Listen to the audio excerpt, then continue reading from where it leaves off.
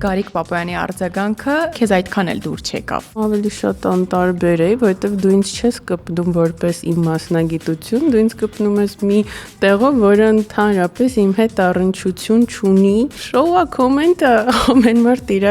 մասն է ապահովում շոուի։ Երկու աստղը ինչու էր քեզ պետք։ Հետաքրքրության համար էր պետք։ Կան լիքը բաներ, որոնք ավելի շատ մարքեթինգ են ապահովում, բայց չեմ անում։ Արդյոք հանդիպել ես արտաքինով պայմանավորված խտրականությունների։ Փողոցով քայլում ես ու ինչ որ անիմաստ ռեպլիկներ են թողնում։ Մտածում են, որ եթե դու արտասահմանյան արտաքին ունես, տարբերվող, ուրեմն ինչ որ այլ մասնագիտության տեր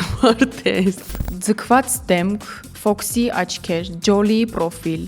Ինչ վտանգավոր միտում ունի այս ամենը։ Ես էլ երեխաներ ունեմ, օրինակ ես չեմ ուզենա, որ իրանք նմանվեն ինչ որ մի ստանդարտի։ Մեծ շուրթը, որ բոլորին գեղեցկացնում է, այդ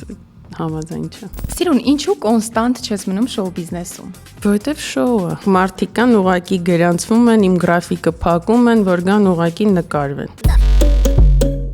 Ֆուտբոլասերներ, հավաքվեք, գնում ենք ստադիոն։ Դեկտեմբերի 11-ին 21:45-ին Վազգեն Սարգսյանի անվան մարզադաշտում Նոա Լեգիա գժական խաղ կա, որը բաց թողնել պետք չէ։ Ֆիքսում ենք օրն ու ժամն ու գնում։ Ողջույն, Breakpoint-ի այսօրվա մեր հյուրն է Սիրուն Մինասը։ Ոնց եք, Սիրուն։ Շատ լավ, դուք ոնց եք։ Լավ, մերսի։ Սկսենք մեր զրույցը վերջին top նորությունից, որը որ ձեր կյանքում տեղի ունեցավ, երկու աստղ նախագիծներ։ Ժամանակ առ ժամանակ հայտնվում ես էկրաններին ու նորից անհետանում։ Երկու աստղը ինչու էր քեզ պետք։ Պետք չէ, բայց հետաքրքիր էր, իսկ այդ հետաքրքիր բաներ ընդհանուր առմամբ սիրում եմ։ Փոփոխություն, նոր ինչ-որ փորձառություն, փորձություն, այդ առումով հետաքրքիր էր, հետաքրքրության համար էր պետք ուրեմն։ Իսկ ինչ փորձառություն տվեց քեզ։ Իրականում ինձ համար դա լրիվ նոր ոլորտ էր ու ես սիրում եմ տեղեր, որտեղ երբեք չեմ քայլել։ Միշտ հարցում են, օй, բժշկուհին ինչի է հաղորդում վարում այսյան։ Ինձ զուտ հետաքրքիր էր այդ, չգիտեմ, երգելը, ոնց են այդ ամեն ինչը կազմակերպում, այդ էմոցիաները,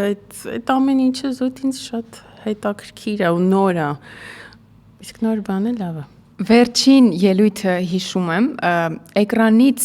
ինձ համար ամեն դեպքում այդ տպավորությունը կար, հատկապես Գարիկ Պապոյանի արձագանքը, որ քեզ այդքան էլ դուր չեկավ։ Եթե դա այդպես է, ինչն էր, որ քեզ ավելի շատ դուր չէր եկել։ Ինձ արձագանքը չէր կարա դուր չգար, կամ ավելի շատ անտարբեր է, որովհետև դու ինձ չես կպնում որպես իմ մասնագիտություն, դու ինձ կպնում ես մի տեղով, որը ընդհանրապես իմ հետ առնչություն չունի։ Եթե օրինակ այդ կոմենտը լիներ որպես իմ մասնագիտական բան, կարող է ինձ դուր չգար, բայց ես օքեյ, շոուա կոմենտը ամեն մարդ իր մասն է ապահովում շոուի։ Չէ։ Բայց կար հենց այդ տպավորությունը, որ դե ես բժշկուհի եմ, երգչուհի չեմ, ինչու պետք է ավելին, այսինքն նորմալ է, որ ավելին չեմ կարող անել որպես երգչուհի։ Հա, նորմալ է, ընդհանրապես շոու էր։ Մենք չենք խոսում ինչ-որ մարդու, չգիտեմ, կյանքից կամ կյանքի վրա ազդող ինչ-որ տարի կամ երևույթի մասին։ Դրա համար իմ համար մեկը շոուը, ասեցին, խնդացին, անցավ, գնաց, կյանքը շարունակվում է համարյա նույն տեմպով, ինչ որ դրանից առաջ էր։ Սիրուն, ինչու կոնստանտ չես մնում շոու բիզնեսում։ Որովհետև շոուը։ Ինձ համար իմ գործը շատ է դուր գալիս։ Իսկ շոու բիզնեսում, շոուում մնալը դա շատ ժամանակատար է։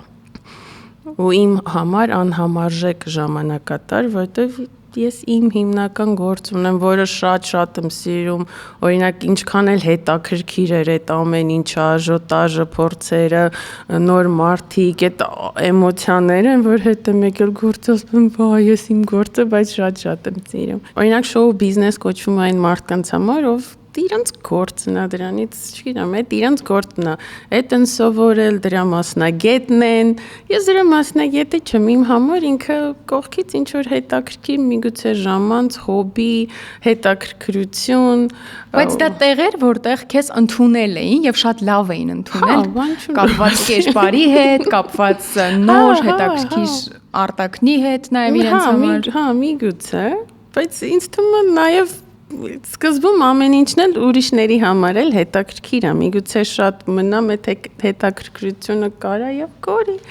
Իսկ Women's Club-ից ինչու դուրս եկար։ Էլի ժամանակ, որ իմ գործի մեջ եթե ես պիտի ամբողջությամբ տրվեմ, էդ էլ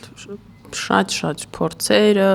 այդ ամբողջ նախապատրաստական այդ աշխատանքները փազան շատ ժամանակ է տանում։ Ոնց որ երկու աստղ։ Ուրախ էիր, որ դուրս եկար երկու աստղից այդ փուլում։ Թե անսպասելի էր։ Ոնց ասեմ, որ լավ ընչի, ես ուրախ եմ, որ այդ հնարավորությունը կար, բայց նաև ուրախ եմ, որ իմ համար շատ ծանր էր այդ ամեն ինչը համատեղել, համ գործը, համ մյուսին, ցենց ասած, ղեկավարելը, երեխաները, ինքը բավականին ժամանակ է տանում, եթե թեկուզ ուզում ես մինիմալ լավ պատրաստ լինել, մանավանդ եթե դու երգիչ չես, դու պիտի փորձ անես, ու այդ փորձերը մանավանդ Անահիտի հետ քանի ժամ է տևում։ Դիսկոմֆորտ զգում էիր բեմում այդ որպես երգող։ Չէ, առանձնապես։ Որ կարող է երգողը, հա, որպես այո, երգող, որ ամեն դեպքում ինչ որ չափով պահանջվում այդ երգելը զարգացնել, ինչ որ բաներ անել։ Դիսկոմֆորտ չէ, բայց մի քիչ ավելի տենց պատասխանատու ես, հանկարծ չգիտեմ ֆալշ չերգեմ, ես նոտան սխալ չընկնեմ, այնտեղ ինչ որ տրյուկներ էին սովորացում, ձայնը չգիտեմ որտեղից պետք է դուրս գա, այդ նոր բաները, որոնք ես երբեք դրա հետ տենց չեմ առնչվել, այ հա, դրանք մի քիչ ոնց որ լարում են ամեն դեպքում։ Ստացվում է, որ դու հետաքրքրությունից դրդված ժամանակ առ ժամանակ ընդունում ես ինչ-որ նախագծերի առաջարկներ, Women's Club, երկու աստղ, արդյոք դրանք դիտարկում ես նաև որպես մարքեթինգային քայլ քո բժշկության ճանապարհին, որը քեզ բերում է ավելի մեծ ճանաչում։ Չեմ կարա հստակ ասեմ, որովհետև իրանք ուղիղ առնչություն չունեն հենց իմ մասնագիտական, sense ասած, մարդիկ ինձ չեն ճանաչում այդտեղ արդեն որպես մասնագետ։ Մի պահ կարելի ասել, որ կարող է խանգարի, երկու տեսակետ կարա լինի, որ միգուցե կարող է խանգարի, մարդիկ այդքան լուրջ չընդունեն, չէ, տարբեր մարդիկ տարբեր մտածելակերպեր ունեն։ Ու մյուս կողմից հա ինչ որ ավել ճանաչելը կարա եւ որոշ մարդկանց մոտ ավել վստահություն տա։ Դրա համար եթե շատ մտածեմ, թե ուրիշները ինչ են մտածում, կդադարեմ ապրել նենց ոնց որ ես եմ ուզում։ Դրա համար ինձ հետաքրքիր է, հավես է, կան լիքը բաներ, որոնք ավելի շատ մարքեթինգ են ապահովում, բայց չեմ անում։ Ինչ օրինակ։ Չգիտեմ։ TikTok-յան ռիլեր։ Չէ, լիքը շատ ավելի բաներ, օրինակ, որոնք ավելի թեթևամիտ են, բայց դիտումներ են հավաքում, բայց չէ, ինձ մեկը հետաքրքրում է անել, այն ինչը իմ հետ ինչ որ ներսիս հետ ավելի լավ արձագանք Ինչու եմ դա ասում, որովհետև էկրանից երբ որ մարդը տեսնում է ինչ որ դեմքի եւ ճանաչում է ու սիրում է, իր համար տպավորություն է ստեղծում, որ ինքը իսկապես իրական կյանքում էլ է նրան ճանաչում եւ նրա մոտ արդեն որպես պացիենտ գնալ եւ ինչ որ պրոցեդուրայի մասնակցել ավելի կոմֆորտ է դառնում գուցե։ Գուցե ես ունեցել եմ տարբեր փորձառություն եւ լավ եւ վատ, դրա համար չեմ ասի, որ միանշանակ դա միշտ լավ է ազդում, հենց կոնկրետ իմ աշխատանքի օրինակ մարդիկ կան ուղակի գրանցվում են, իմ գրաֆիկը փակում են, որ գան ուղակի նկարվեն։ Ասենք ես լուրջ առավոտ գնում եմ գործի, բայց ասենք ունեմ մարդ, ինքը եկել է, նորմալ ու դա շատ նորմալ է ընդունում, որ ինքը իմ գրաֆիկից մի ժամը զբաղացրել է, մի ամի շուտ գրանցվել է, ուրիշին չի թողել գրանցվի, որ գա մի հատ դոկտորին ուզում էի տեսնեի, մի հատ իր այդ նկարվեմ։ Հաճելի է մի կողմից, բայց մյուս կողմից որպես մասնագետ դա քեզ այդքան էլ դուր չի գալիս։ Դրա համար հա, ու այդ տենց բան շատ է։ Իսկ ո՞նց է արձագանքում։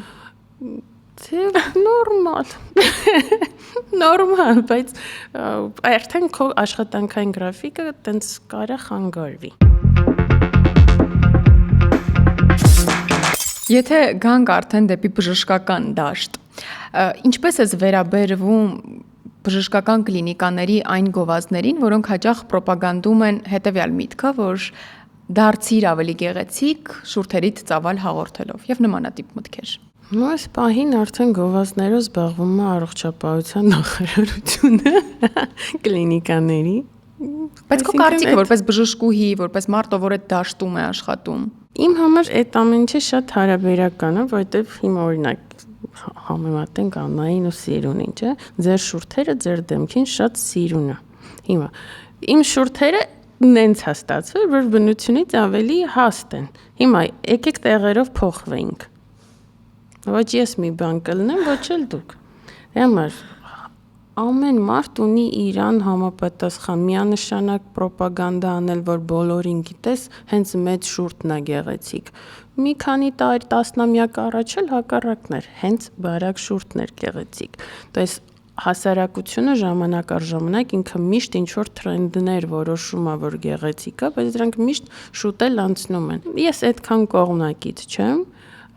հենց այդ տիպի գովազդի, բայց պետք է ամեն մարդուն, ամեն պացիենտին, ամեն կնոջը ոնց որ անհատական նայել ու իրան օգնել ավելի ինքնավստահ լինի, հենց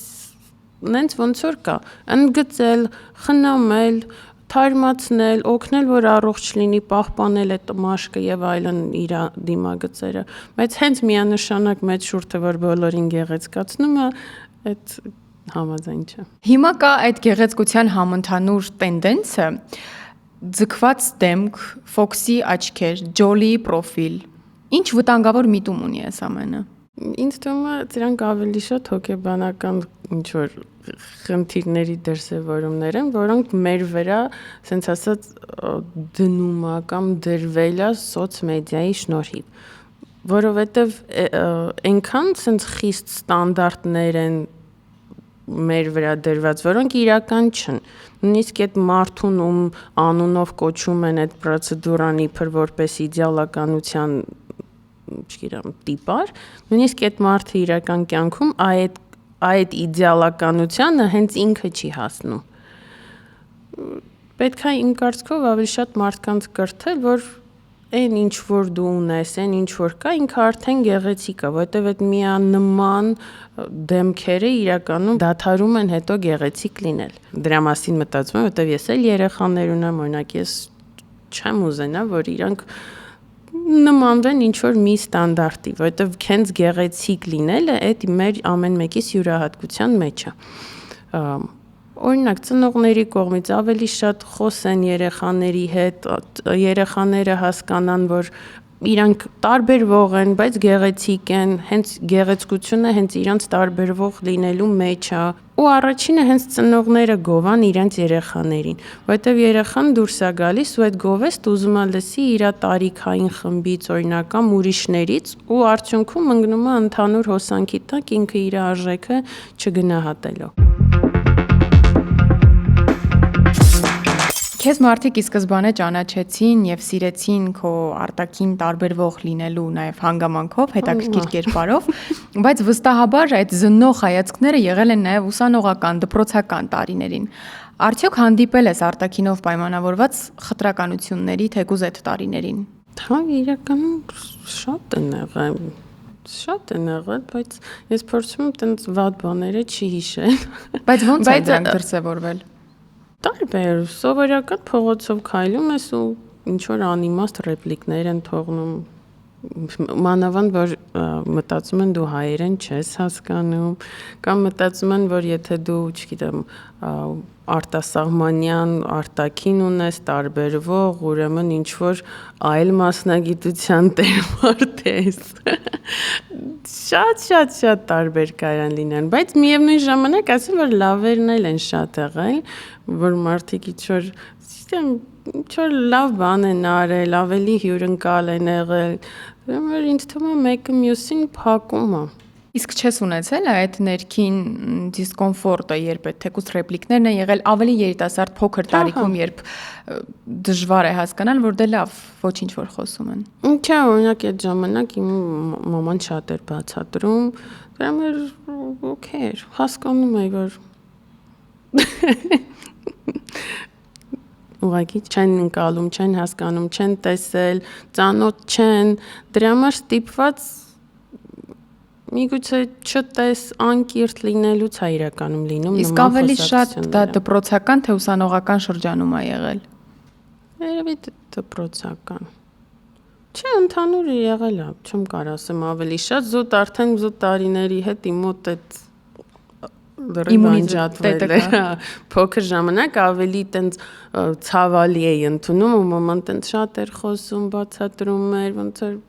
հասկացող եղի, մենք առաջին անգամ են տեսնում քո նման մարդ, տենց ինքը անընդհատ բացատրում էր ու զուտ ինչքան մեծանում ես, արդեն քո համար այդ ավելի հասկացող ես էմպաթ ես դառնում։ Հետաքրքիր է ընտանիքից ենք, քանի որ նաև խոսում, մեծացել ես ընտանիքում, որտեղ հայրդ Հնդկաստանում մեծացած հայ է եղել, մայրդ նիգերիացի, բայց դու ապրել ես հայկական միջավայրում։ Ընտանիքում ինչպես ես դու դրսևորվել, մեծացել, եղել են այդ կարծրատիպերը, ինչպիսին լինես, ինչպես քեզ պահես, որոնք գուցե քո մեջ կոմպլեքսներ են ձևավորել։ Չէ, հակառակը կոմպլեքսներ չէ, տանը մեծ համեմատաբար խիստ էին մեծացնում ու այն բանով, որ կար կանոններ, որոնք դու պահում ես, օրինակ, չգիտեմ, մինչև 9 ես տուն գալիս, ինչ որ կար կանոններ ու Ինչպես հայկական մյուս ընտանիքներում։ Հա, երևի, չգիտեմ։ Իսկ այդ ավելի խստությունը ո՞նց է դրսևորվել, որտեվ այդ ժամը 9-ը երևի բոլորն էլ այդպես կասեին։ Ну, տեղեր կա, որ չեն գնում, բաներ կա, որ չեն կանում։ Ինչ օրինակ։ Օրինակ շատ խիստ էր նաև այն, որ մենք շատ սպորտով ենք զբաղվում, մի քանի պարապմունքներ, օրինակ մեր շրջապատում չկար մարդ, որ այդքան շատ պարապմունքի գնար, օրինակ, բայց այդ բոլորը դրական խստություններ են, որոնք պետք են, դրանք խստություններ չեն, որոնք ավելնոր կոմպլեքսներ են առաջացնում։ Օրինակ ավելնոր կոմպլեքս առաջացնողը կարա լինի, օրինակ աղջիկ ես, ես չես կարա անես։ Հակառակը ոնց չես կարա անես, տան մեծն ես, չգիտեմ, այսինքն չկար աղջիկ տղա, կար որ ունենք այսքան երեխաներ ու ով է ամենալավը, հակառակին մրցակցություն կար անկախ սեռից, то есть չկար կոմպլեքսավորող խստություն։ Նույնիսկ հակառակը այդ խստությունը քեզ պարտավորեցնում էր, որ դու ավելի պրոդուկտիվ ու արդյունավետ լինեիր։ Սիրուն, 3 երեխաների մայր ես։ Ինչ մեսիջներ ես նրանց տալիս այսօր, որ գուցե դու ամեն դեպքում մանկության տարիներին չես ստացել եւ ուզում ես, որ քո երեխաներն անպայման դա իմանան։ Չնայած ստացել եմ, բայց իրանց մոտ էլ ամեն օր գովում եմ, անիմաստ չէ։ Իրանց ասում եմ, որ գեղեցիկ ես, ինձ սիրուն ես կամ ես ինչ, որտեվ ավելի լավ է իրանք այդ գովեստներին արդեն սովոր լինեն, որ երբ որ վաղը մյուս օր ինչ որ մեկը մանիպուլյացիայի նպատակով որոշի իրանց գովալ, դա իրանց մոտ ինչ որ տրիգեր չհանդիսանա։ Պլյուս իմ բալիկները համ իրարից են շատ տարբերվում, համ ընդհանուր առմամբ տարբերվող են։ Ու լինում է դեպքեր, որ այդ տարբերվելը իրանց մոտ հարցեր առաջացնում, հիմիկվանից արդեն բացատրում եմ, որ նորմալ է, մեկը չոկոլեյտ է, մեկը մեղր, մեկը կարամելչիկ, ասում եմ, օրինակ Վարդան դու իմ նման չոկոլեյտ ես, ու տենց արդեն իր մոտ այդ շատ նորմալ է ընդունվում, որ ինքը մի քիչ ավելի մուք է, օրինակ աղջիկս ավելի բաց է, երրորդը լրիվ ուրիշ է, նորմալ են ընդունում, որ այսինքն մարդիկ կարան լինեն տարբեր ու մենք այս ընտանիքում դաժե բալիկներով տարբեր ենք, բայց բոլորս էլ քաղցր ենք։ Իսկ իրենք մանկապարտեզում կամ դպրոցում, եթե հաճախում են, այդ դժվարություններին հանդիպում են։ Օրինակ մեծիս մոտ հարցեր տենց գալիս, ասում եմ, ինչի մեր դպրոցում իմ գույնի մարդ չկա, ասում եմ, մանկապարտեզում, ասում եմ, որտեվ դու ուրիշ չոկոլեյտ ես Տենց բացատրում եմ ու ինք սկսում է ու մեկ էլ վերջերս իրենց դպրոցում էլի մուկ մաշկով տղա է հայտնվել, ասում եմ, գիտես, մի հատ էլ է չոկոլեյտ եկել մեր մանկապարտեզ։ Բայց այդ դժվարությունները երեխաների մեջ լինում են, որ գա պատմի, այ գիտես, ինձ այսօր էսպես ասեցին, գիտես։ Չէ, ինչ որ վատ առումով չէ, զուտ իր մեջի հարցերն է։ Թե ինչու է այդպես։ Հա, ինչու։ Ու որ գնում ենք ճանապարհորդում ենք, իրան շատ հետաքրքիր է, որ ասում ու լիքը չոկոլեյտ եմ տեսնում։ Մանավանդ տղաս։ Ու իրան այտենց ասում ենք, տես կան մենակ դու չես ուղղակի, ասում ենք Հայաստանում ձեր մանկապարտեզում ես մենակ դու, էլի։ Շնորհակալ եմ Սիրուն, հիմա մնացին իմ վերջին կարճ հարցերը։ Շոու բիզնեսում ով է ամենաէլեգանտը։ Հայկական շոու բիզնեսում։ Ձեր կարծիքով շատ սուբյեկտիվ հարց եմ տալիս։ Ամենաէլեգանտը։ Ախր դժվար հարցեր եք տալիս, մեկ դի բոլորին իմանան, որ այդ հարցին պատասխանան։ Այն որ սենց միշտ իրեն սենց որպես սիմվոլ եք էլեգանտության համարել։ Լավ, իմ ճանաչածներից տենց ասում, որտեվ ես իրոք բոլորին չեմ ճանաչում։ Լուիզա Ներսիսյանը միշտ ինքը տենց ֆորմայի մեջ, թիթիզ, օքեյ։ Հա։ Ով է ամենաբնական արտաքինովը, որ դեռ տեսել եք այս ընթացքում։ Էլի հայկական շոու բիզնեսից։ Ու Անահիտ Հակոբյանը։ Ով է ամենախարիզմատիկը։ Ամենախարիզմատիկը։ Բնականում թե բեմի վրա։ Ոնց կուզեք։ Բեմի վրա ինձ թվում է Իվետա Մուկուչյանը։ Իրականում չգիտեմ պրոստը։ Ամենավոճայինը։ Հա, Նազենի Հովանեսյանը։ Եվ ով է ամենայուրահատուկ դիմագծեր ունեցողը։ Իսկ դժվար հարց է, որը բխում է նախորդից, ով է ամենաբնականը։ Տենց որ լինի ես։ Այս ամենալավ պատասխանն էր։ Դե նախ գիտեմ, չէ։ Դե մարդու ինչ ասեմ, չեմ մանում։ Շնորհակալ եմ շատ սիրուն, հետաքրքիր բովանդակային զրույցի համար։ Ես եմ շնորհակալ, որ հյուր կանչեցիք։ Այսպիսին էր սիրուն Մինասը Breakpoint-ի տաղավարում, իսկ դուք չմոռանաք բաժանորդագրվել մեր YouTube-յան ալիքին, թողնել մեկնաբանություններ եւ սպասել մեզ հաջորդ շաբաթ։